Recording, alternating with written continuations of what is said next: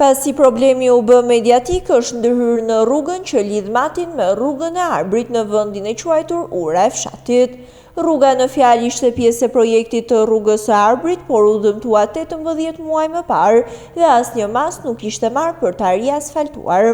Pasi drejtuesit e mjeteve ngritën këtë shqetësim në media, autoritetet janë kujtuar dhe kanë ndërhyrë. Drejtuesit e automjeteve falenderojnë median e cila bëri të mundur që zëri i tyre të dëgjohej dhe përgjegjësit për rrugën të ndërhynin dhe të riasfaltonin këtë pjesë të dëmtuar të rrugës. Nga ana tjetër, drejtuesit e mjeteve shprehen se autoritetet duhet të bëjnë punën e tyre dhe të mos presin që problemet të bëhen mediatike e atëherë të kujtohen për përgjegjësitë që kanë ndaj qytetarëve. Ka 2 vjet që rruga e prishme, brava medias e bëri problem. Edhe ushtru shumë mirë. Rruga që kalon për Cipër, ja kjo pjesa i këtu dhe, u bë problem në mendje që u rregullu për 20 metra katrore asfalt. Po nuk do të ishte bë problem në mendje, nuk do ishte të rregullu me fjalë kjo pjesë rrugë këtu sa 20 metra katrore.